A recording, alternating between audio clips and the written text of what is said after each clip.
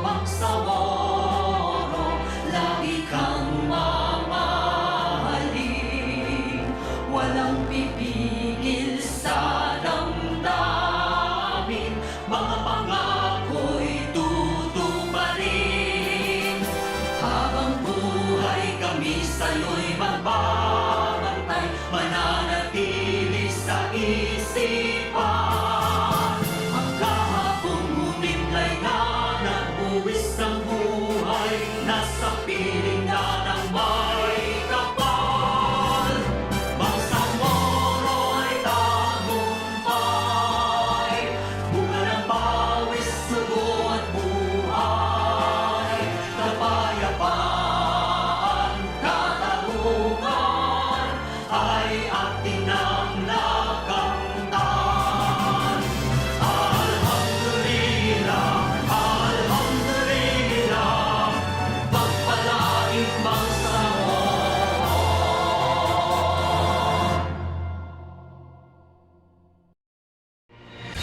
Makinig sa programang Mafar Farm Updates. alamin ang mga makabagong teknolohiya sa agrikultura at pangingisda. Alamin ang karapatan sa inyong lupain at mga bagay-bagay na makakatulong sa pangkabuhayan, mga bagong pamamaraan at mga impormasyong dapat mong malaman.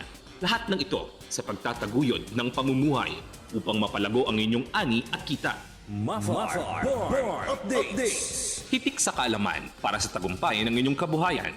Mafar Farm Updates. Mapapakinggan tuwing araw ng linggo, alas 6 hanggang alas 7 ng umaga, dito sa DXMS Radyo Bida 882. Sabayang napapakinggan sa Voice FM 92.1, Radyo Bandera 105.3 at DXUP FM 105.5.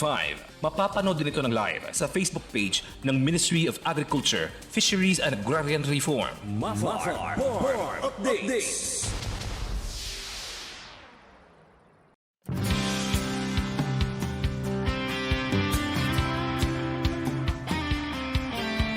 Ito ng bagong pananaw sa produksyon, malakas ang kooperasyon. Katuwang ng mga magsasaka, pamahalaan at pribadong sektor. Dadagdagan ang kaalaman sa kabuhayan. Sa negosyo, pahuhusayin ang kakayahan. Ang top at bagong teknolohiya, subsidyo, patubig at infrastruktura. Siguradong pagkain sa buong bansa. Masaganang ani, mataas na kita. Maulag na buhay ng mga magsasaka at mga mangingisda. Siguradong pagkain sa buong bansa. Masaganang ani, mataas na kita. Maulag na buhay ng mga magsasaka at mga mangingisda. Siguradong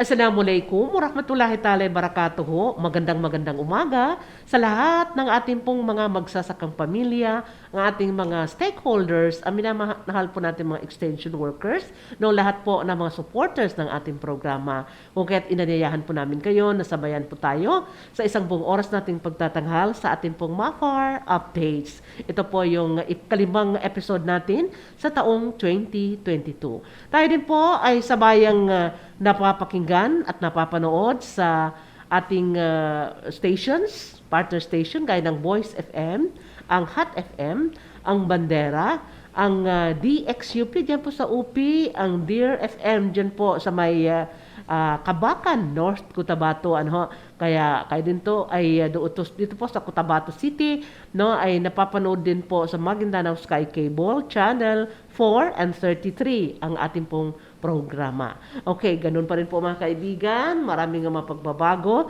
pero magasin type po tayo, may balitaan ho tayo, nandyan ang Technoplugs, ang ating talakayan, ilang mga success, no, ng mga story na dapat tayong iparating sa inyo at ang ating price monitoring update. Magbabalik po tayo mga kaibigan para po sa ating balitaan pagkalipas po namin ito.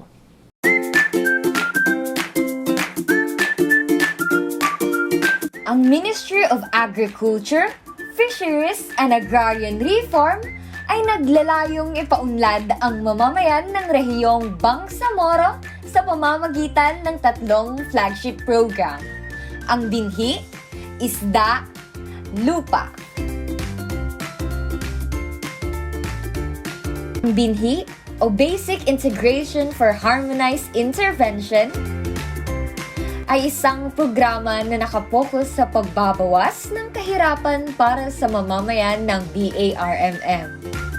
Ito ay binubuo na estratehiya na maihatid ang intervention upang matiyak ang positibong epekto sa buhay ng mga magsasaka ng rehiyon.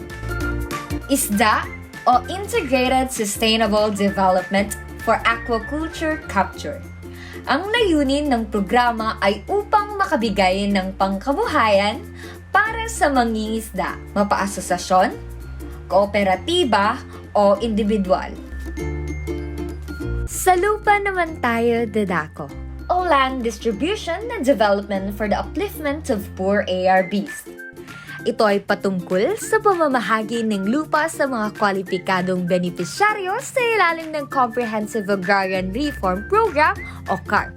Kasabay nito, ang paghahandog sa mga ARB organizations ng iba't ibang support services gaya ng trainings, mga farm inputs, farm machineries at free legal assistance para proteksyonan ang kanilang karapatan sa oras na manganib. Para sa karagdagang impormasyon, makipag-ugnayan sa pinakamalapit na tanggapan ng Mafar sa inyong lugar.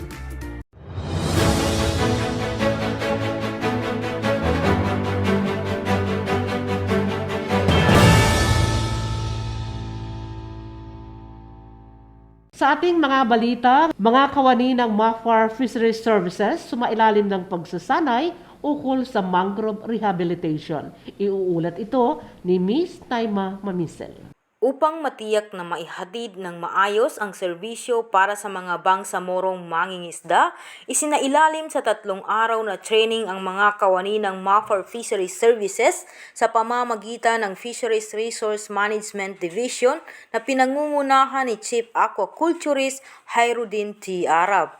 Ang naturang training ay ginanap noong ika-25 hanggat ika-27 ng Enero taong kasalukuyan kung saan nakatuon sa mangrove rehabilitation and ecosystem approach for fisheries management na dinaluhan ng mahigit 20 aquaculturists mula sa regional at provincial offices ng Mafar. Ayon kay Director 2 for Fisheries Services, Mahmoud D. Mamalangkap, layunin ng aktibidad na ma-introduce sa mga bagong aquaculturists ang ecosystem approach sa pamamahala ng mga pinagkukunang yamang tubig para sa kapakanan at benepisyo ng komunidad ng Bangsamoro. Mafaraming ani at kita, serbisyong Bangsamoro, Naima Mamisel, nag-uulat. Mafar nagsagawa ng vaccination ng large animal sa bayan ng Barira. Ito po ang pag-uulat ni Miss Nesrin Talin. Upang matiyak ang kaayusan ng proyektong paghahayupan sa Bangsamoro Region, ang Livestock and Poultry Management Section sa pangunguna ni Regional Coordinator Sihem S. Pangol ng Ministry of Agriculture, Fisheries and Agrarian Reform ay nagsagawa ng animal health support sa barangay na Balawag, Barira, Maguindanao noong ika-25 ng Enero taong kasalukuyan. Napapaloob sa naturang aktibidad ang pagbibigay ng purga at bitamina sa mga alagang hayop sa pamamagitan ng pagbabakuna bilang suporta sa proyektong Cattle Feedlot Fattening ng Bureau of Animal Industry National Livestock Program for 2020. Ayon pa kay Pangol, ang Cattle Feedlot Fattening Project ay ipinamahagi sa mga benepisyaryo noong buwan ng Agosto ng nakarang taon na pinondohan sa ilalim ng DA National. Ito ay may layuning maiangat ang estado ng pamumuhay ng mga magsasaka at magkaroon ng karagdagang mapagkukunan ng supply ng karneng baka sa Barm Region. Sa pamamagitan ng aktibidad ay matagumpay na nabakunahan ang 11 baka kasabay ang orientasyon ukol sa tamang pangangalaga sa mga ito. Samantala, noong ika-20 ng Enero, isinagawa din ang kahalintulad na aktibidad sa Barangay Datalpandan, Gindulungan, Maguindanao kung saan nabigyan ng serbisyo ang nasa 27 mga baka. Inihayag din ni Pangol na patuloy ang isasagawang monitoring at pagbibigay ng assistance sa mga benepisyaryo. Mafaraming ani at kita sa Rabisyong Bangsamoro, Nesrin Talib, nag-uulat. 2022 Target Setting Planning Workshop isinagawa ng Regulatory Division ng MAFAR. Narito po ang pag-uulat ni Datonas Dilangalen.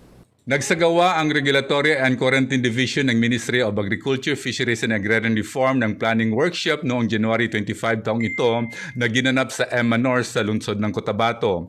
Sa pamamagitan ng paggabay ng Planning and Monitoring Division na ipresenta ang kanilang 2021 Work and Financial Plan upang ito ay maiayos at mairekomenda ng nasabing division. Samantala, sinundan nito ng 3 araw na capability building ng mga empleyado ng Regulatory and Quarantine Division. Ito ay dinaluhan ng mga kawani mula sa regional office ng MAFAR at mga provincial counterparts nito. Mafaraming ani at kita, Serbisyong Bangsamoro, Nas Dilanggalin, nag-uulat. Magbabalik po tayo para po sa ating provincial news pagkalipas po lamang nito. Ang kamoteng kahoy ay isa sa mahalagang paninim na ugat sa Pilipinas dahil sa maraming gamit nito. Narito ang pamamaraan sa paghahanda ng lupa para sa pagtatanim ng kamoteng kahoy. Araruhin at suyurin ang lupa gamit ang traktora. Kung gagamit ng hayop o kalabaw sa paghahanda ng lupa, gumawa ng ridges o palupo na may agwat na 1 metro. Maglagay ng compost o tinutuyong dumi ng hayop habang hinahanda ang bukid upang ganap na maihalo ito sa lupa. Dagdagan ang kaalaman para sa maparaming ani at kita. Balita ho natin mula naman sa probinsya ng Maguindanao, mga magsasaka sa bayan ng Kabuntalan tumanggap ng binhi ng palay mula sa MAFAR. Ito po ang ulat ni Miss Nuraima Sindat. Taus-puso ang pasasalamat ng mga magsasaka sa bayan ng Northern Kabuntalan sa kanilang natanggap na binhi mula sa Ministry of Agriculture, Fisheries and Agrarian Reform Maguindanao sa isinagawang ceremonial distribution nitong ika-26 ng Enero taong kasalukuyan. Isa ang naturang pamamahagi sa layunin ng ministeryo na matulungang mapataas ang ani at kita ng mga magsasaka sa pamamagitan ng paggamit ng dekalidad na binhi. Pinangunahan mismo ni Provincial Director Dr. Ron Jamin M. Maulana, katuwang ang mga kawani ng agriculture sector, ang pamamahagi sa mga benepisyaryo nito particular sa Barangay Labio, Northern Kabuntalan.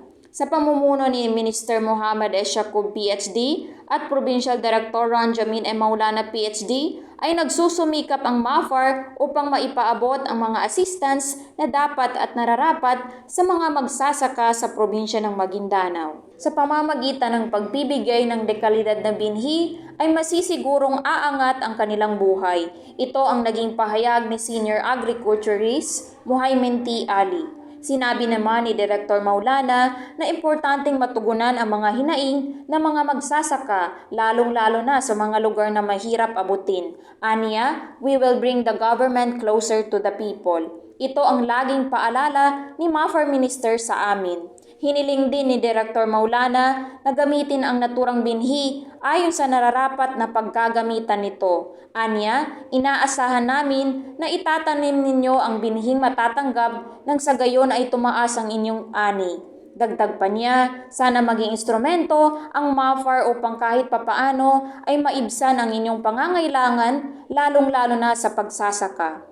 Nagpasalamat naman ang mga magsasaka sa ibinigay na tulong ng MAFAR sa kanila. Anila, ito ay napakalaking tulong sa kanilang hanap buhay at inaasahan din nila na mas marami pa ang programang maipapaabot ng ministeryo sa kanilang lugar. Hindi ako mga farmers concern para sa loob, nakakasalamat kami sa inyo. Hindi ko na kayo isa-isa. Maraming salamat. Sana marami pang programa na magdating sa amin. Malaking bagay na po ito na makatulong na po sa malaki sa amin. Sana marami pa ang magdating ng mga programa sa mga farmers namin sa Damatog. Mafaraming ani at kita serbisyong Bangsamoro mula sa probinsya ng Maguindanao, Noray Masindato, nag-uulat. MAFAR Tawi-Tawi inilunsad ang proyektong Farm Business School. Ang ulat na ito ay hatid sa inyo ni Mr. William Usman Jr. Inilusad ng MAFAR Tawi-Tawi sa pamamagitan ng Agrarian Reform Division ang kauna-unang Farm Business School sa munisipalidad ng Simunul sa lalawigan ng Tawi-Tawi noong January 23, 2022. Ayon kay MAFAR Tawi-Tawi Provincial Director Aida Rusnami, ang MAFAR Tawi-Tawi ay matatag sa mandatong ito na isalin ang agri-fishery development sa positibong resulta kasama ang mga magsasaka na makikinabang. Ayon sa kanya, nais nilang gawing mapagkakakitaan ang kanilang mga sakahan at maunawaan nila ang pagnenegosyo. Sa pamamagitan ng FBS, ito ay malaking tulong upang mapaunlad at magkaroon ng sapat na kaalaman ang ating mga benepisyaryo. Pinasalamatan din niya ang LGU Simunul sa ilalim ng pamumuno ni Mayor Wasila Abdurrahman. Layunin ng Farm Business School na turuan ng mga agrarian reform beneficiaries na maging negosyante ng kanilang mga ani at produktong agrikultural at upang matulungan ang mga magsasaka at agrarian reform beneficiaries na maging negosyante at mapalakas ang kanilang kakayahan sa pagnenegosyo. Ito ay mayroong 25 mag-aaral mula sa Manok Mangkaw, Lookdatan, Timundon Farmers Association na may 25 sesyon sa loob ng 4 na buwan. Isinagawa ang paglalakda ng Memorandum of Agreement sa pagitan ng MAFAR Tawi-Tawi, Local Government Unit ng Simunul, Barangay LGU, Ministry of Trade, Investment and Tourism, Ministry of Science and Technology, Ministry of Labor and Employment, Ministry of Basic and Higher Technical Education ng Simunul at ng MLTFA. Sa araw ding iyon, nagsimula ang unang sesyon ng Farm Business School sa pangunguna ng isa sa mga FBS facilitator na si Ginoong Ifrad Husin. Pinangungunahan ng Agrarian Reform Division sa pamamagitan ni Carpo Engineer Jimson Jalilul at Suarpo Nuril Laja ang pamimigay ng farm inputs tulad ng 15 rolls of hog wires at mga bolos bilang panimula ng kanilang pagsasaka. Mafaraming ani at kita, Serbisyong Bangsamoro. Ako po si William Usman Jr. nag-uulat. Ating panghuling balita, mula naman ho sa probinsya ng Lanao del Sur, pamamahagi ng alagang hayop isinagawa ng MAFAR. Narito po ang pag-uulat ni Mr. Mubarak Ibrahim. Pinangungunahan ng Ministry of Agriculture, Fisheries and Agrarian Reform Lanao del Sur ang ceremonial distribution ng farm animals sa Marantao Fish Farm, Mantapoli, Marantao, Lanao del Sur noong January 24 sa taong ito. Kasabay ng mandato sa pag-angat ng estado ng mga magsasaka at pagsiguro sa seguridad sa pagkain para sa komunidad, ang Ministry of Agriculture, Fisheries and Agrarian Reform Lanao del Sur na pinamumunuan ng Provincial Director na si Attorney Kali Di Makuta Ansano na siya ring nangunguna sa seremonya sa pamimigay ng pansakang hayop o farm animals sa partner cooperatives at mga magsasaka sa piling munisipyo. Ang nasabing joint ceremonial distribution ay under ng Ministry of Agriculture, Fisheries and Agrarian Reform o MAFAR Livestock and Poultry Program at Mafar Halal Chicken Nets and Biologics Distributed. Ang mga nakatanggap ay galing sa mga iba't ibang munisipalidad tulad ng Sagyaran, Piagapo, Marantao, Masyo, Tugaya, Ganasi, Binidayan, Tubaran, Butig, Madalam, Bayang at Lumbatan at ang Marawi City, Lanao del Sur. Sa seremonyal ay walang humpay na saya at ligaya ang makikita sa mukha ng bawat isang benepisyaryo. Naway magdulot ito ng kasaganahang pamumuhay sa ating mga mamamayan. Mafarami ang ani at kita, serbisyong Bangsamoro mula sa Lanao del Sur, Mubarak Tangor Ibrahim nag-uulat. Yun po ang kabuuan ng ating pong balitaan at magbabalik po tayo pagkalipos lamang ito. Ayon sa Republic Act No. 10654, Section 99, mahigpit na pinagbabawal ang pagputol at tuluyang pagtanggal ng mga bakawan upang gawing palaisdaan o gamitin para sa ibang pakay. Ang lalabag dito ay maaring mapatawan ng kaparusahan tulad ng pananagutang administratibo at pananagutang kriminal. Sa pananagutang administratibo, multang 10 million pesos o halagang katumbas ng ecological value ng 1 hektarya ng bakawan alinman ang mas mataas, at pagbabayad o pagpapanumbalik ng nasirang lugar bakawan. Sa pananagutang kriminal, paunang multa na 80,000 pesos, karagdagang multa na halagang katumbas ng multa para sa kasong administratibo, pagkabilanggo ng 6 na buwan at 1 araw hanggang 12 taon, pagbabayad o pagpapanumbalik ng nasirang lugar bakawan, at pagbabayad ng 500,000 pesos bawat hektarya kada taon hanggang sa ang lugar bakawan ay tuluyang manumbalik. Para sa karagdagang impormasyon, maaaring makipag-ugnayan sa pinakamalapit na opisina ng Mafar Barm sa inyong lugar.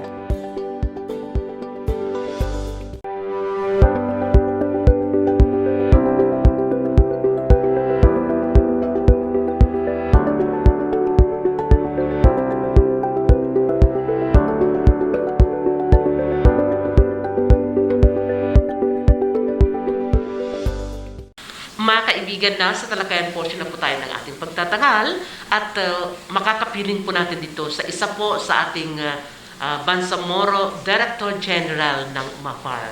Siya po, mga kaibigan, ay graduate po ng Mindanao State University.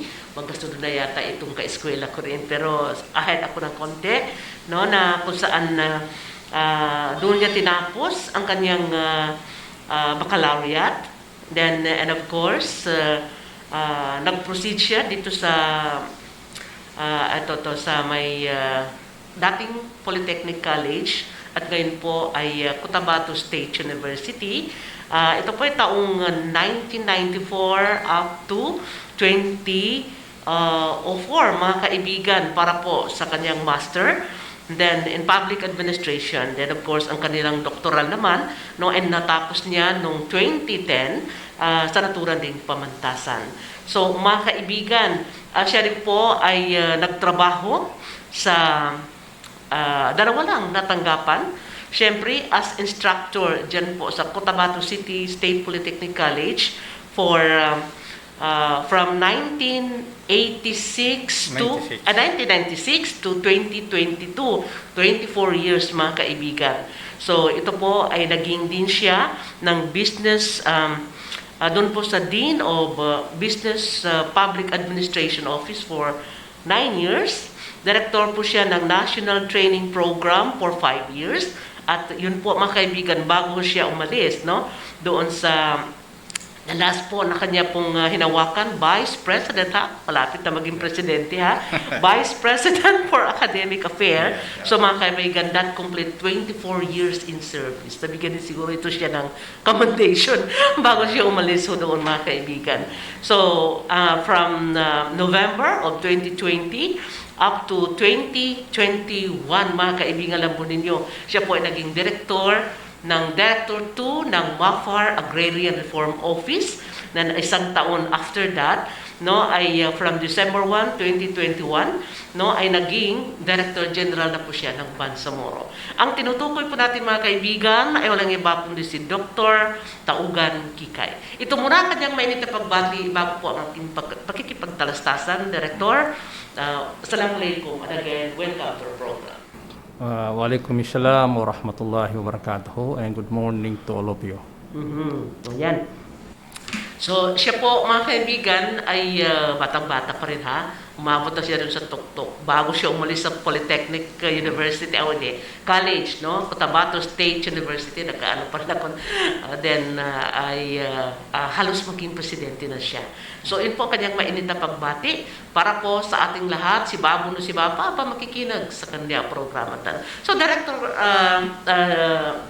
Director General, kasi Director 2, Director General, no, kumusta po ang ating pakiramdam nung tayo po in-appoint ng ating pong OCM with the Minister, siguro, sir, na kumusta po ang pakiramdam ninyo? Ano po ang masasabi niyo sa the latest na patungkulan po ninyo? Maraming salamat, Ma'am Dex, sa katanungan mo. Patungkol doon sa ano po yung feeling ko bilang isang empleyado ng MAFAR na promoted as Bangsamoro Director General. For me, this is not a promotion. Yes. This is an increase of responsibility and accountability to the people. Ayun. Yes. So, medyo mahirap talaga because that comprise the whole BARM to include 63 barangay and Cotabato City. Opo. Yeah. So, masaya siya and he is very ready, no, na magserbisyo para sa Bangsamoro. So, as a Director General, ano po yung mga nakaatang sa iyong balikat as your function? Pwede ba natin malaman isa-isa? Yeah. One of the function of Director General is to supervise, monitor the implementation of agrarian reform programs in the specific for BARM. agrarian reform. Okay. Second is you are also mandated to plan and implement such project and to assist the ministers in the implementation of the agrarian reform program in the BARM.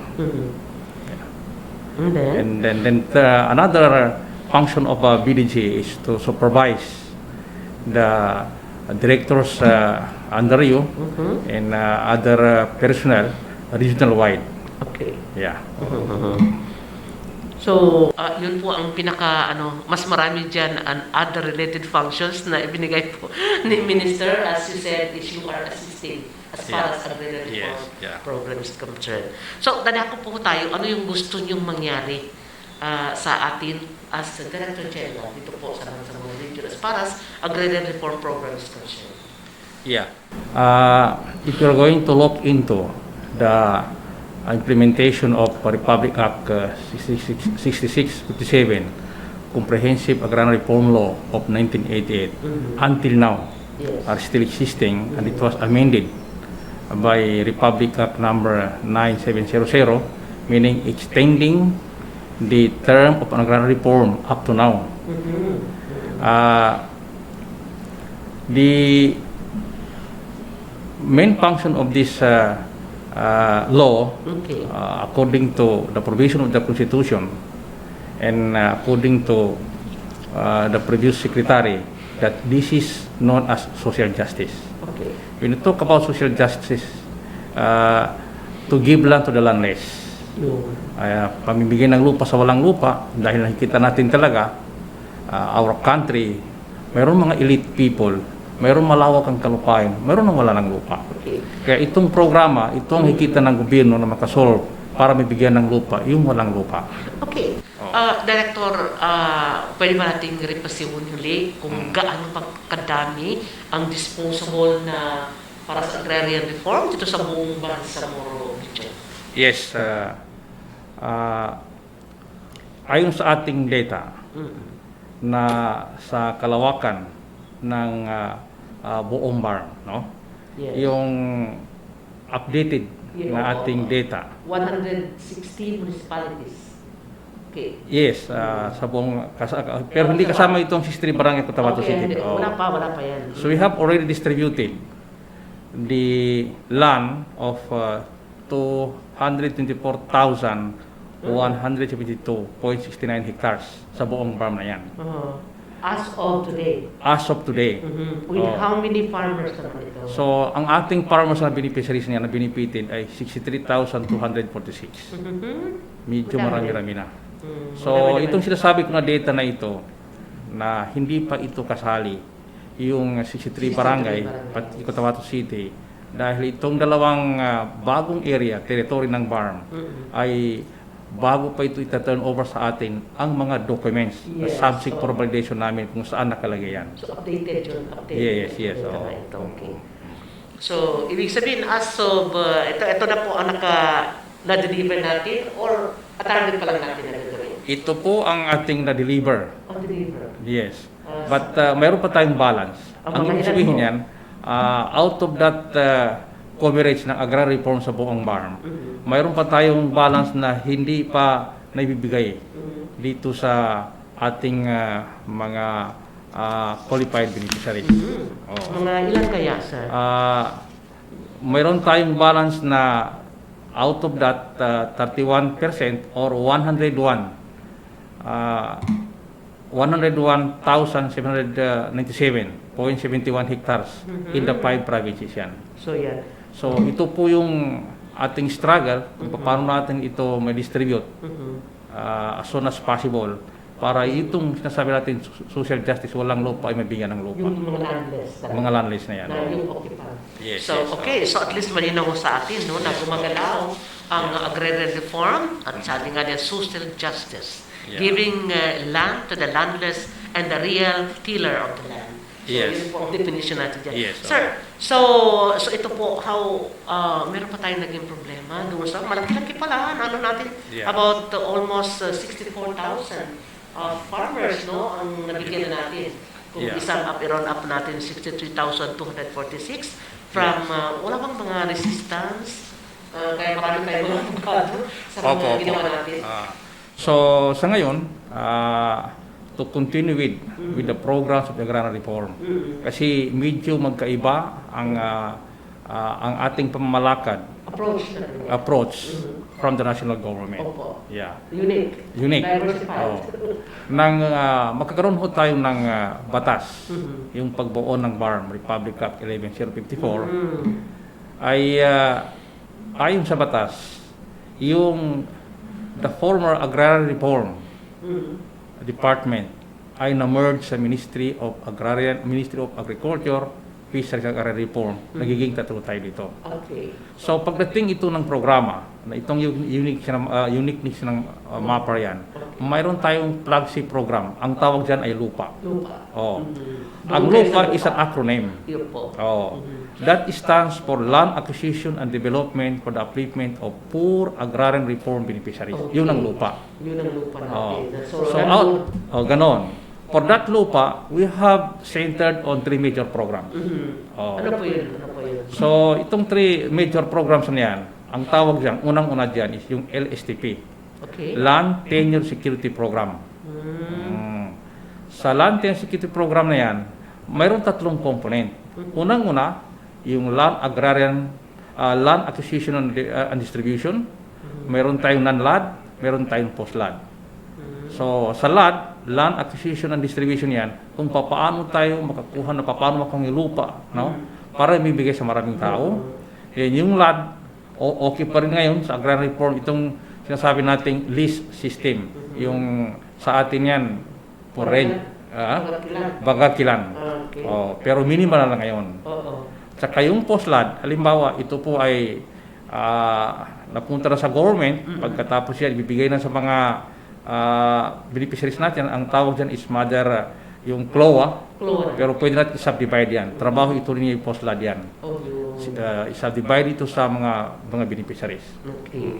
So, at least, no, napakaganda din ang merging and this is very unique dahil yung dati-dati namimigay lang kayo ng lupa, then hanapan, of course, meron din, pero ngayon there is a support, no, especially to the area na, mula sa ating banner program. Yes. Ito pang unang programa, major program yan, pamimigay ng lupa. Pangalawa, Ang tawag dito sa national government yan, support services. Yeah. Pero sa BARM, kaya sinabi ko unique yan, ang tawag dyan is DARED. DARED is an acronym that stands for Sustainable Development of Agrarian Reform Fisheries in the Bangsamoro.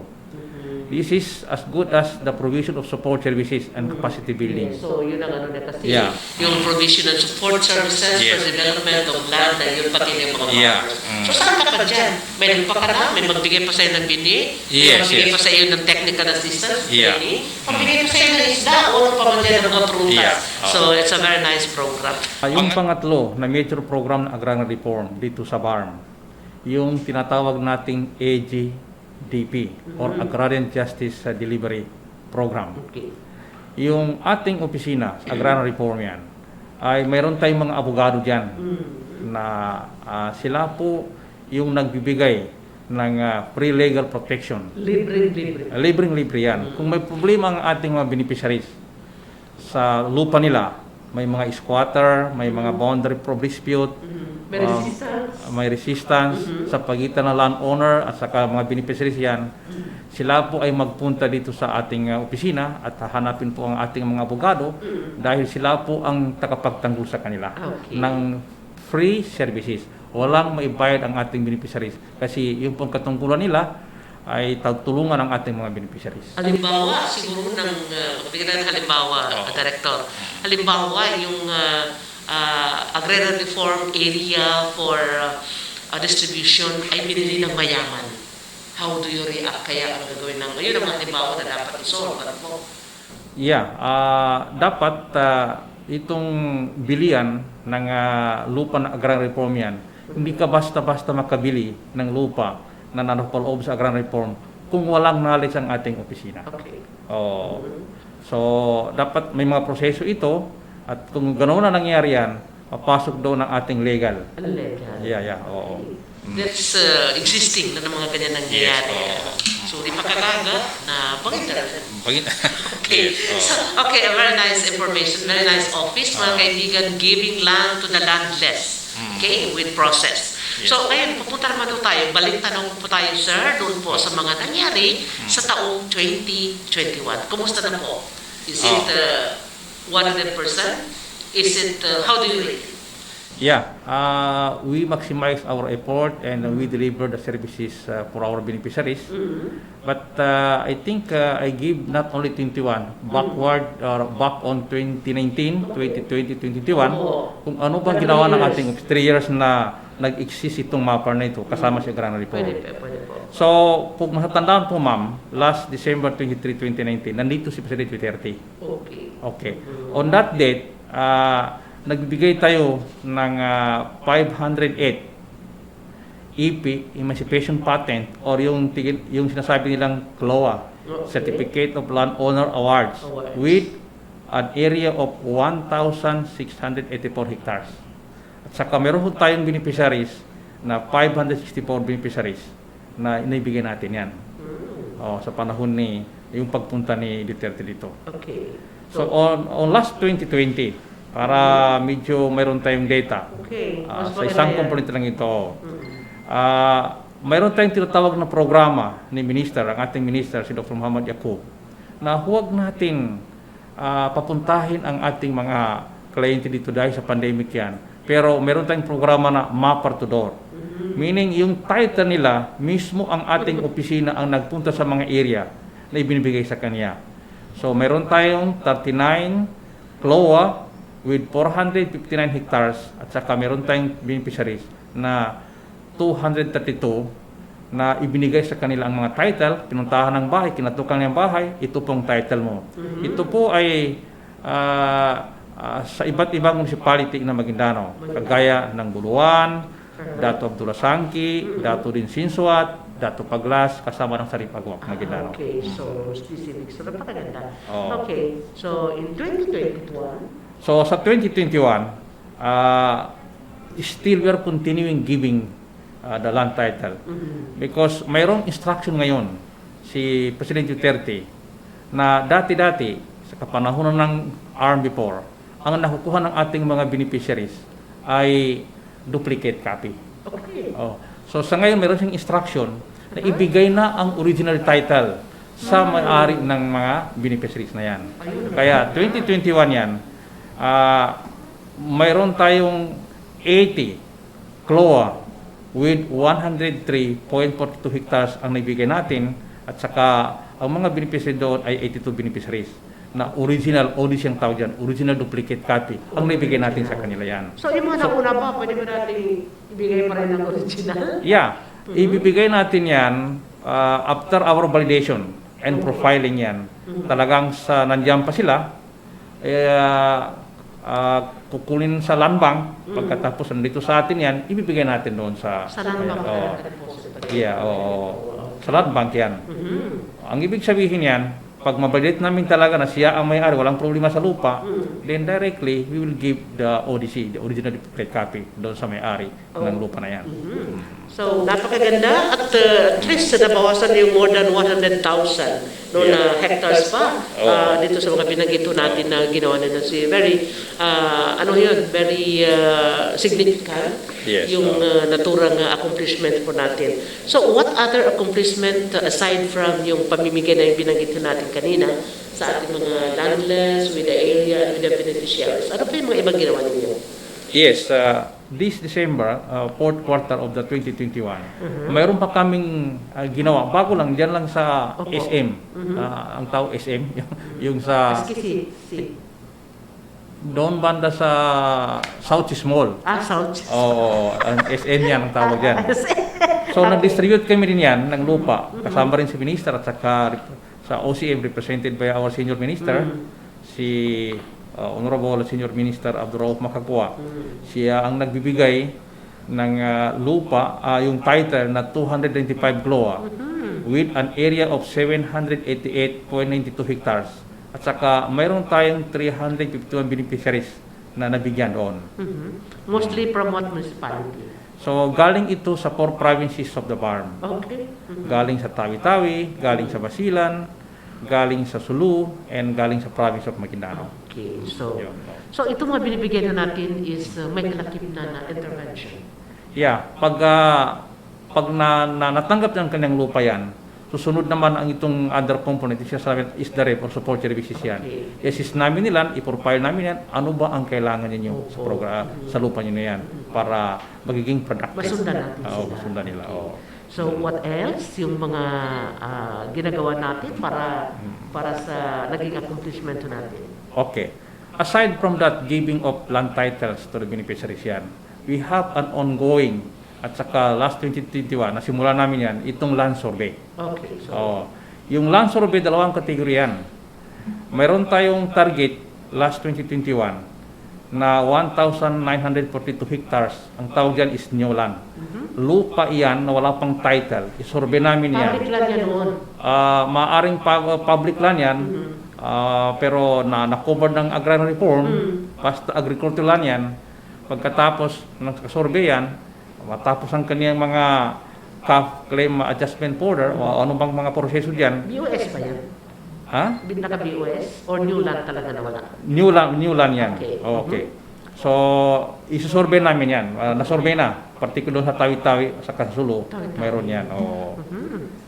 Then, mayroon din 5,054 hectares na collective CLOA na isusurvey namin yan. Pag collective CLOA yan, may titulo na, pero sa mother title pa yan, may titulo na, pero isa-subdivide namin among the beneficiaries yan. Kasi wala silang pera para pa-subdivide. So, sakop din pala din yung gano'n? Yes. Very nice, ha? So, sa ngayon, other accomplishment namin sa 2021 yan. Napakaganda dahil ngayon ay pandemic. I think nag-start ito sa first quarter, mga January of 2020, 2019, 2020, something that. Gumawa ang ating ministry. Kasama na si Minister Dr. Muhammad Yaqub. Ang tawag ito ay mascot. Ang mascot na yan ay parang, di ba maalala mo yan? Mascot. Si Harisa sa si Harisa. Na hindi na kailangan magpunta ang ating beneficiaries dito sa ating opisina, pero magtawa lang sila doon. Halimbawa, ang problema ay tungkol sa lupa. Tawagan mo si Haris. Kung ang problema mo sa ang problema mo ay tungkol sa support services, tawagan mo si Harisa. And that is 24/7 yan. Kahit anytime pwede mo tawagan para ma-assist ka at kung anong pangangailangan mo, turuan ka na kung dapat gawin. So meron din talaga how far yung mga naging client natin sa mga ganyan. Maraming tumatawag yan dahil ang iba doon sa ating mga kliyente na nagmay-ari ng lupa ay matanda na, hindi na kaya magpunta dito, masakitin na, kaya gusto nyo tumatawag, ito pong problema ko, na meron na tayong nakasign daw na silang sumasagot sa lahat ng tawag. Okay, so parang desk officer. Parang desk officer Si yan. Harisa at saka si David telephone na. So very nice. So, okay. So, maganda po, no? Ang takbo rin pa akala ko is kasi silent lang kayo dyan. Oo, dami-dami din yung very tangible accomplishment parang panghabang buhay na pamana ng mga parating. Yeah. So, what else, Director, ang gusto niyong iparating? No, sa mga ginawa natin at saka yung, ano pa yung gagawin natin for 2022? So, marami pa kaming ginagawa sa 2021. Unang-una, dahil nakikita ko talaga, hindi mo ma-distinguish ang lupa ng agrarian reform sa public land, di kay private land. So ang ginawa namin yan ay gumagawa kami, nagpatindig kami ng signage. O signboard ang tawag sa atin yan. Opo. Yung signboard na yan, makikita mo talaga ang mapa ng lupa na itong area na ito ay agrarian reform area. Nakasunod doon ilan hektarya ang nakalagay, ilan ang organization na mayroon, ilan ang individual na beneficiaries, at ano ba ang mga crops na pwede tumubo doon. Maganda yan. Yun. So magpunta ka sa Ranao, makita mo, punta ka sa Sulu, sa Tawi-Tawi, sa Basilan, pati sa Maguindanao. Mayroon na yan. Na at least ma-minimize natin ang problema sa lupa. Dahil karamihan sa mga tao, hindi na alam ang agrarian reform, biglang nagbili. Itong may-ari ng lupa na may problema nito naman, na under agrarian reform yan, pinabili niya, hindi na alam itong patakaran. No, makita ng tao na agrarian reform yan, sabi na hindi ako magbili dyan kasi agrarian reform pala yan. So you can help peace and security in the community. So, walang gulong na mangyayari kasi awareness sila. Okay, so ito, napakaganda ng mga ginawa na itong signage should be continuous. No, hindi na po sa agrarian reform, sa lahat ng programa ng gobyerno for a general awareness of the public para di maawat si Papa, doon sa mga attorney, sa mga abogado, doon tensan ang mga sectors. Okay, so 2022, we have just started. Ano po yung pangarap ninyo dyan para ma-share naman natin? At baka kasali ako dyan, I can support. Opo ma'am, bago natin yan, tapusin ko itong mga nagawa namin na very, very important yan. Okay. Signage is the last, na sinabi mo? Ngayon, meron pa tayong ginagawang profiling and carding. Yung profiling, dahil sa patong-patong na nagka-claim yan, ginagawa namin, ipaprofile namin yan, validation yan. Pagkatapos kung ma-determine talaga na silang may-ari yan, bibigyan siya ng card, parang ID, na ikaw ang may-ari ito. So ang tawag, yung parang ATM na ibibigay sa kanila yan. So maliban sa RSBA? Yes. Ang RSBA dyan, nagkasama ito ang geotag at georeferencing. Okay. So, isang lakad na yan. Geotagging yan, pina-geotag namin lahat ng area yan para malalaman itong area na ito, makita mo sa Google Map na agrarian reform yan. Georeferencing yan, malalaman mo talaga kung anong klaseng tanim ang pwede itanim doon sa lupa na doon. So nag-converge kami sa agriculture sector, sa fisheries yan, kung anong karapat-dapat doon. So isa na itong programa na medyo na-enhance ang ating agrarian reform fisheries. So yung ID na yan, o certificate na yan is non-transferable? Non-transferable. Okay. So yan ang clear. Di mo kapakipatsada, di mo kani wata, kundi ka na kaibigan. So that is only one component sa LTI yan. Sa support service, napakarami tayong binibigay. So, kaakibat ang ating Australian aid, yung foreign assisted yan, hindi pala Australian, Italian aid yan. Government. I'm sorry, no? Yung Italian na nagbibigay sila ng mga support service, especially sa sinasabi natin na mga makina. Yung hauling truck, bago pa lang doon kami sa Dato Saudi, binibigyan ng ating 10 ARBO, Agrarian Reform Organization, na nakatanggap ng transport hauling, yung truck na yan.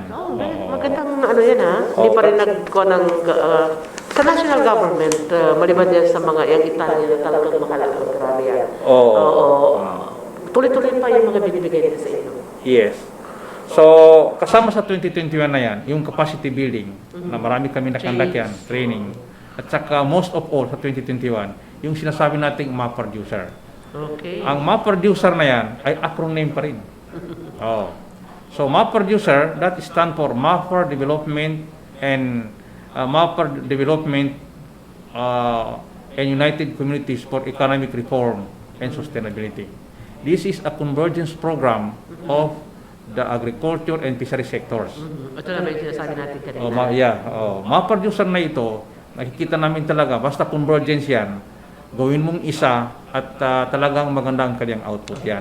Okay. So ano bang role ni fisheries? Anong role ni agriculture? Saka anong role ni agrarian reform? Okay, so Nandoon na yan.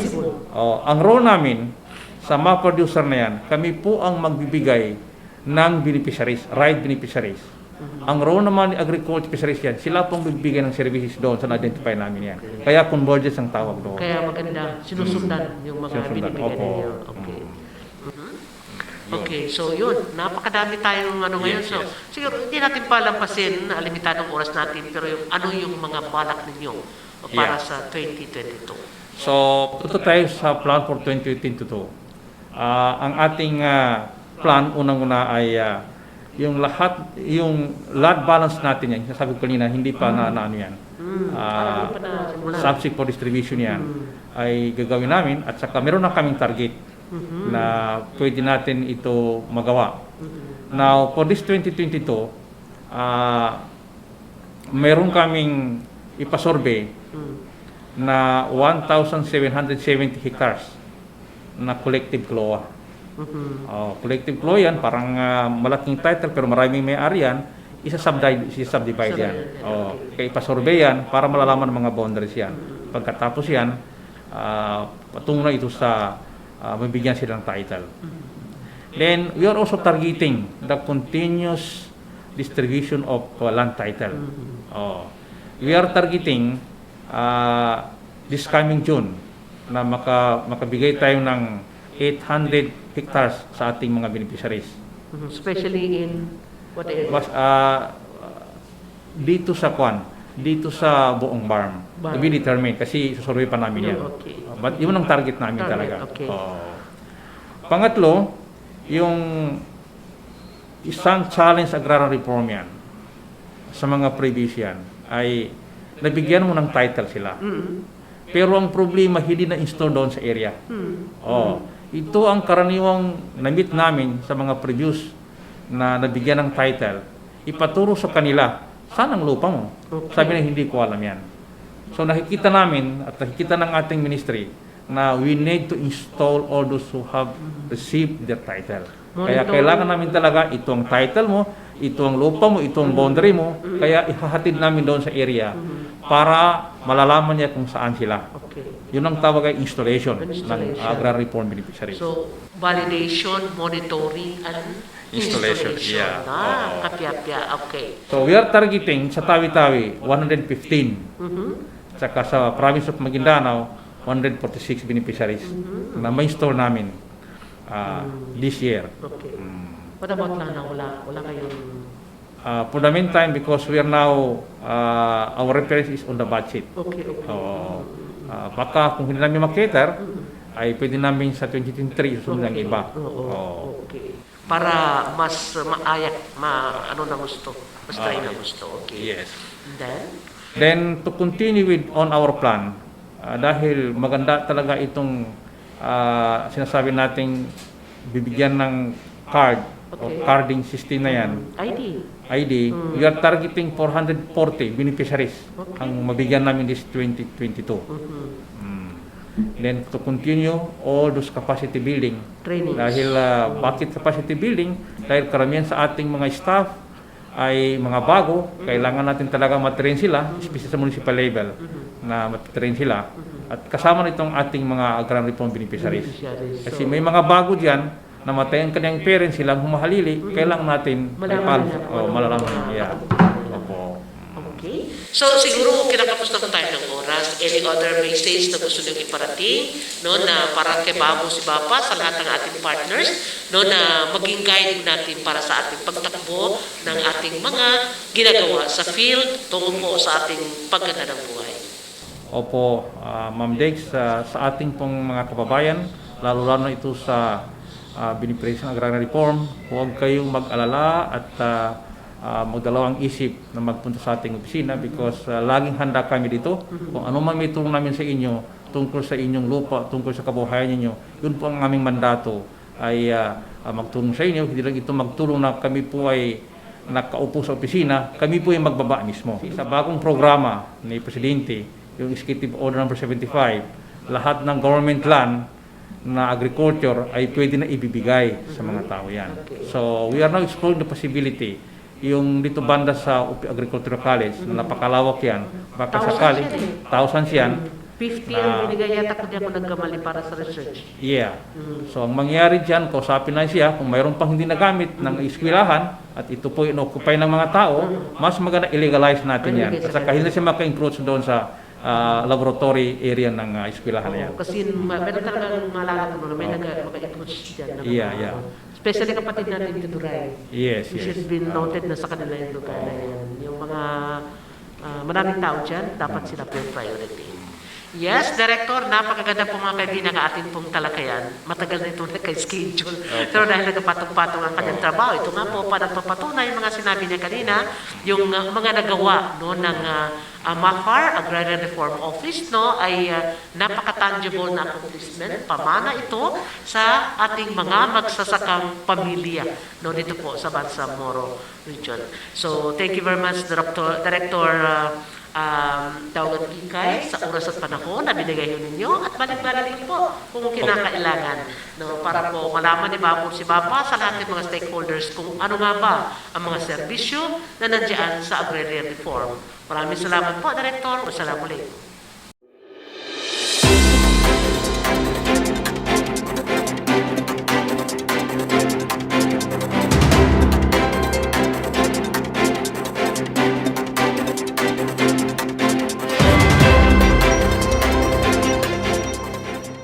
Nasa price monitoring update na ho tayo mga kaibigan at ito po ay giya para po sa ating mga nagpapabili at namimili ng mga agri-fisheries products. So narito po, alam mo rin yun na ang presyo ng ating palay ngayon no, ay nasa 15 to 16 pesos ang per kilo. Samantala, sa corn naman na white ay 14 pesos and 80 centavos, habang ang yellow corn ay 18 pesos and 30 centavos. Medyo tumaas ang corn. Sa presyo ng ating bigas, ito mga imported, sabi nila Yasmin at saka Best Rice, ay nasa 41 to 42 pesos. So, hindi po nagtaas. Ang sinanduming ay 40 pesos. Tumaas siya ng 3 pesos itong sinanduming ha. Ang 7-tonner ay 36 pesos, bumaba. Ang ating masipag ay 36 pesos, tumaas po ng 2 pesos. Sa isda ho natin, ang bangus ay steady lang siya, 200 pesos ang per kilo.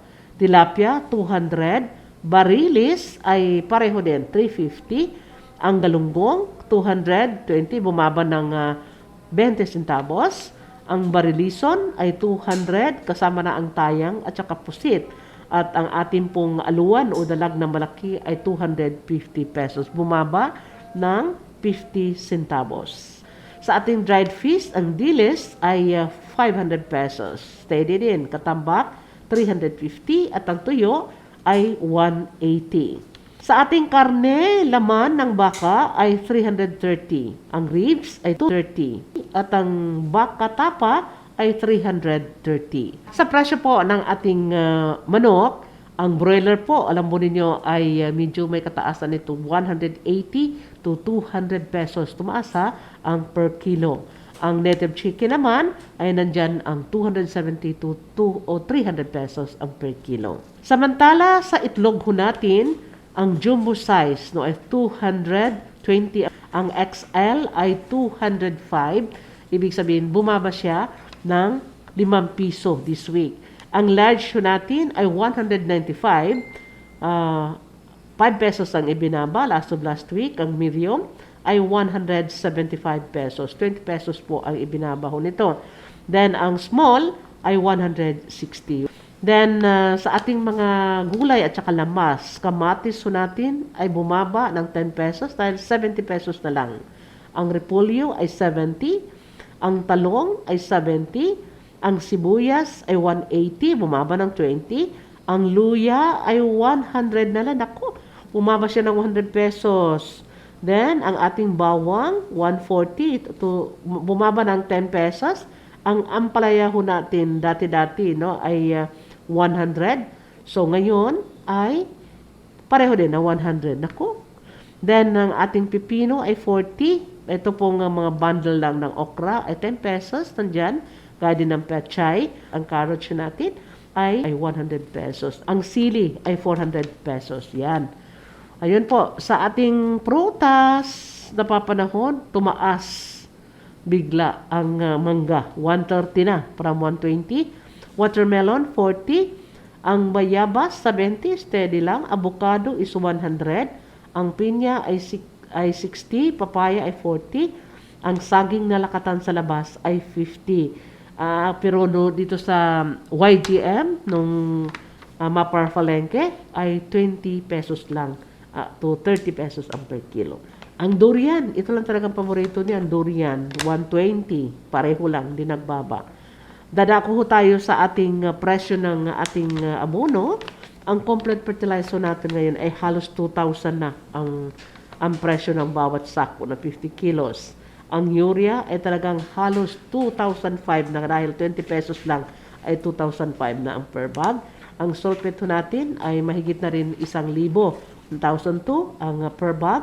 Ang moretong putas para po sa ating pampatamis at saka pangpatigas ng ating mga produkto, no? Pampatamis, no? 1,880 pesos ang per bag. Ito po yung pampatamis para sa mangga. So, yun mga kaibigan ng kabuuan ng ating price monitoring update at magbabalik po tayo para po sa ating mga reminders pagkalipas po lamang nito. Assalamualaikum kamafamilya, ako po si Haris, ang inyong lingkod mula sa Agrarian Reform. Nagbabalik upang ibahagi ang isang katanungan mula sa isa nating kababayan. Narito ang kanyang tanong via text. Assalamualaikum, ako po si Tahir. Galing po ako sa probinsya ng Lanao. Paano ko malalaman kung napili akong Agrarian Reform Beneficiary? Syukran, wassalam. Syukran po sa inyong katanungan. Bilang tugon, ipapaskil sa mga barangay ang isang master list ng mga napiling Agrarian Reform Beneficiary. Formal ring kukonsultahin ng MAFAR Municipal Program Officer ang mga napili tungkol sa pamamahagi. Para sa karagdagang impormasyon, maaari kayong tumawag sa mga numerong 0967-540-3615. Maaari din kayong pumunta sa pinakamalapit na opisina ng MAFAR BARM sa inyong lugar.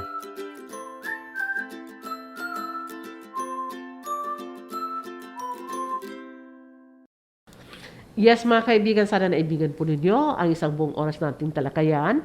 No, naalay po namin sa inyong lahat para makamit po natin ang kapayapaan then paglago ng ating pong pamumuhay sa pamagitan ng mga intervention ng MAFAR BARM. At alam niyo mga kaibigan, by next week, atong buwan na ito hanggang sa first quarter yata, ay puspusan po ang pagsasagawa ng training. At by natapos na po o yung training ng ating mga pest and disease management, nasa operation po ito, ay isasagawa yan sa February 8 to 11. Siguro yung mga specialist, yung ating mga gagawing palang specialist, na ating mga kasama sa opisina ang isasanay. At syempre, hindi ho natin kakalimutan yung ating pong Hijab Day, World Hijab Day. Yan po ay sa February. Unang araw po yan, kaya meron ating mga kababaihan, congratulations po sa atin, lalo na yung nag-hijab, at more explore para maging mapaganda, para maging maganda rin ho kayo. So, one of the days siguro ay pag-usapan dito, ano po ang mga dapat natin gawin bilang mga kababaihang Bangsamoro. Okay, so wala na ho tayo talaga na naming oras. Ang ating pong pasasalamat sa lahat po ng ating mga supporters sa ating programa. Nasa pamumuno po siyempre ni Dr. Muhammad S. Yacub, ang ating pong minister, at siyempre ang kanyang mga directors, ang ating pong bisita, ang guest natin, ang Director General for Agrarian Reform na si Dr. Putawagan Kikay. Thank you very much.